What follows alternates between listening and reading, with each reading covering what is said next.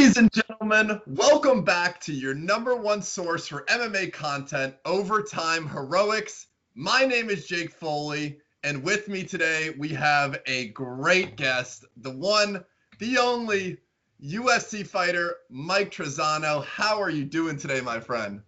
I'm doing great, man. How's everything with you?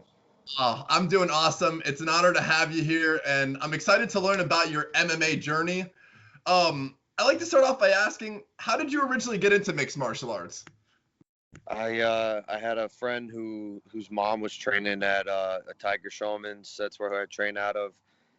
She was just doing it for the workout, and he's like, "Oh, they got a really good fight team, blah blah blah." So took a class, and then I was hooked.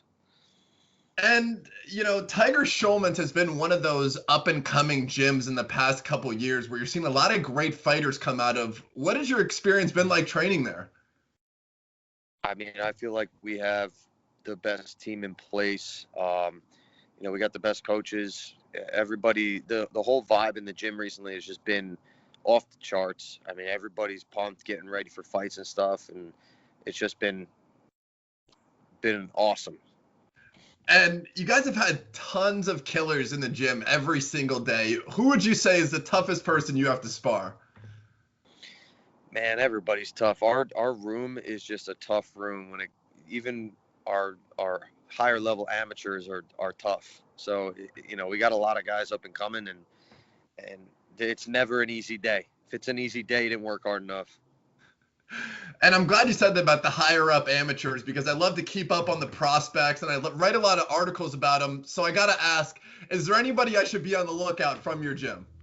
Yeah, there's a few, man. We just had a bunch of guys go and fight in Florida.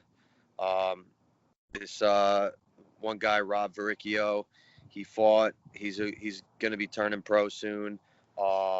Christian McCauley, who probably will be turning pro soon, and then Manshur Kara Munch. He's a big-time jiu-jitsu world champ, and he had his first amateur MMA fight, so he's starting to take the turn into MMA. So we got a lot of good guys coming up, man. And to talk more about your career, so you start out 5-0 as a pro. What was it like to get that call or text that you were going to be on The Ultimate Fighter? Man, I mean, I had just fought Bellator once, and after that, I kind of was just waiting to see when my next fight was going to be, and then someone sent me a flyer saying like, oh, they were doing like casting for the Ultimate Fighter Undefeated, and they were looking for guys who were undefeated, and it was my weight class. So I was like, screw it. I mean, what's the worst that could happen? They say no. So went out there, did my thing, and, the rest is history. They picked me, and that's it, man. I just took the opportunity. It came up. I didn't pass it up, and it paid off. So. And how did winning The Ultimate Fighter change your life for the better? And honestly, I'm just still the same guy.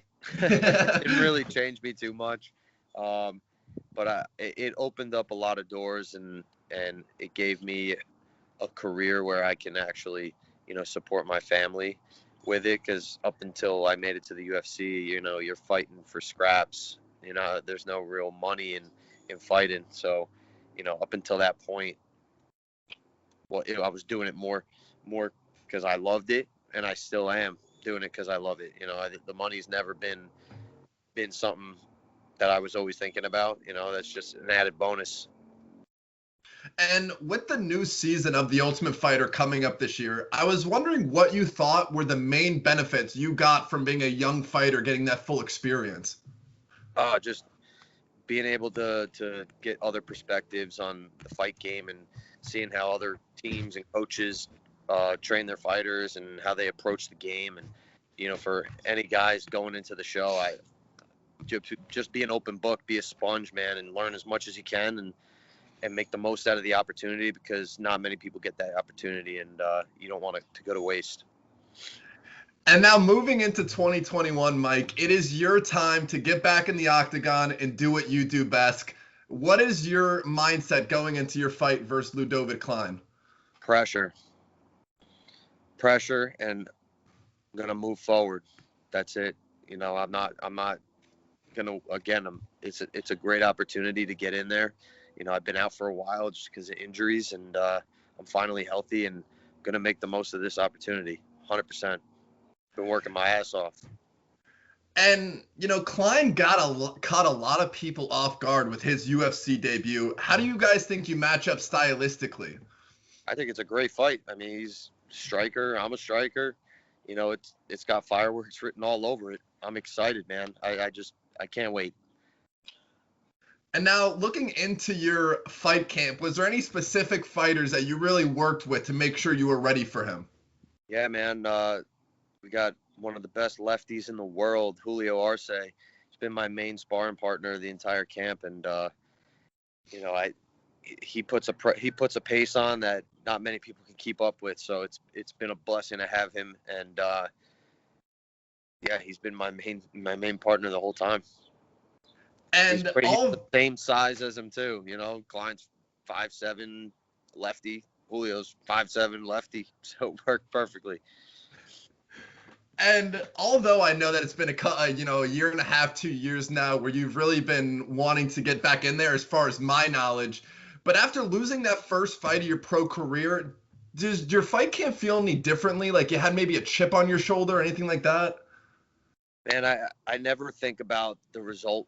You know, I always just train hard and I look to just perform and do my best. And you know, I work my ass off every single day. It's always for me, competition has always been for myself and not for anybody else. You know, I'm always testing myself to see that I can improve on just my overall talent and just being able to push myself mentally, you know, because it's not easy to get in a cage and fight somebody with millions of people watching. So, you know, it's the craziest feeling, but I love it, and I want to test myself, and I get the top stage to do it on, so I'm blessed. And if you do know the answer, a question I usually like to ask, do you know who will be in your corner for this fight? Yeah, my two coaches, Ray Velez, Ron Schulman, and then I have Julio as my third, so he could train with me all week. And when you're done cutting weight and your fight is over, what is that first junk food that you need to get in you when you're fully allowed to, rehydrate and everything?